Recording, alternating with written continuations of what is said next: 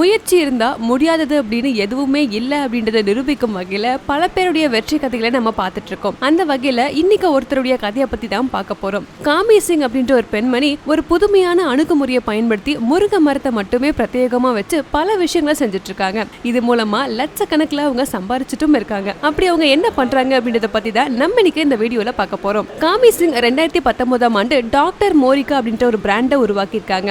உத்தரப்பிரதேச மாநிலம் லக்னோவை தளமா கொண்ட டாக்டர் மோரிங்கா அப்படின்ற நிறுவனத்துல முருங்கை இலையை வச்சு பல்வேறு பொருட்கள் விற்பனை செய்யப்படுது. காமி சிங் அப்படின்றவங்க முருங்கை இலையை வச்சு கேப்சியூல்கள், முருங்கை பொடி, ஹேர் ஆயில் மற்றும் முருங்கையை கொண்டு பிற பொருட்களை விற்பனை செய்யும் ஒரு பிராண்டை உருவாக்கி இருக்காங்க. தன்னுடைய முதுகலை பட்டப்படிப்பை முடிச்ச பிறகு லக்னோவில் உள்ள தோட்டக்கலை நிறுவனத்துல விஞ்ஞானியா பணியாற்றினாங்க. 2008ஆம் ஆண்டுல தன்னுடைய பட்டப்படிப்பை முடிச்சாங்க. அதுல இருந்து சில ஆண்டுகள் பணியாற்றி விட்டு அதுக்கப்புறமா அலகாபாத் பல்கலைக்கழகத்துல தன்னுடைய டாக்டர் பட்டப்படிப்பை தொடங்கினாங்க. 2015ஆம் ஆண்டுல காமி சிங் தன்னுடைய டாக்டர் பட்டப்படிப்பை முடிச்சுட்டு அதுக்கப்புறமா ஒரு நிறுவனத்துல வேலைக்கு சேர்றாங்க. கொஞ்ச நாளுக்கு அப்புறம் சுயமா தொழில் தொடங்கி ஒரு விவசாயம் மாறணும் அப்படின்னு சொல்லி அந்த வேலையை விட்டுறாங்க. அதுக்கப்புறம் 9 லட்சம் ரூபாய் தனியார் கடன் பெற்று இயற்கை விவசாயத்தை ஊக்குவிக்கவும், தீங்கு விளைவிக்கும் உரங்கள் மற்றும் பூச்சிக்கொல்லிகளை சார்ந்திருப்பதை குறைக்கவும் சில நல்ல விஷயங்களை செய்யணும் அப்படின்னு முடிவு பண்றாங்க. அதனால காமி சிங் வயல்களுக்கு போய் விவசாயிகள் கிட்ட நீண்ட நேரம் உரையாடல் நடத்தி வயல்களுடைய ஓரங்களை மட்டும் முருங்கை மரத்தை வளர்க்க சொன்னாங்க.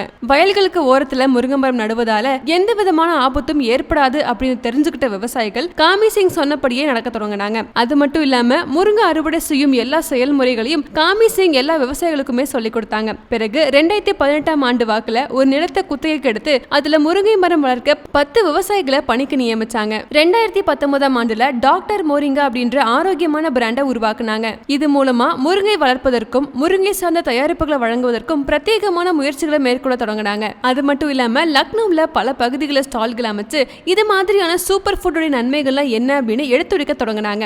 இவருடைய விடாமுயற்சி பல்வேறு உயரங்களை தொட ஆரம்பிச்சது. அது மட்டும் இல்லாம பிரதமர் மோடியும் இதை உட்கொள்கிறார்னு தெரிஞ்சதும் நிறைய மக்கள் ஆர்வத்தோட டாக்டர் மோரிங்கா பிராண்டுக்கு கீழே இருக்க பொருட்களை வாங்க ஆரம்பிச்சாங்க.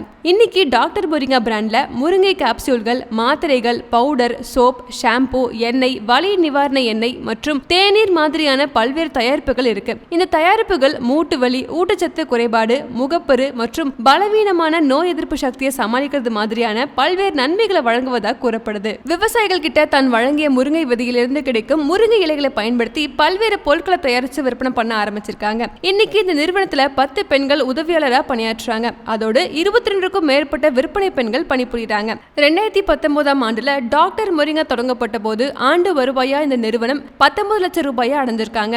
2024ஆம் தேதியாண்டுல ஆண்டு வருவாய் 1.5 கோடியா உயர்ந்திருக்கு. 2025ஆம் நிதியாண்டுல தனது நிறுவனத்துடைய ஆண்டு வருவாய் 2 கோடியை எட்டும் அப்படின்னு இலக்கு வச்சிருக்காங்க. அது மட்டும் இல்லாம டாக்டர் மோரிங்கா அப்படின்ற இந்த பிராண்டுக்கு கீழே இப்ப புது முயற்சியா முருங்கை கலந்த குழந்தைகள் உணவு மற்றும் சாக்லேட்டுகளையும் அறிமுகப்படுத்த திட்டமிட்டிருக்காங்க.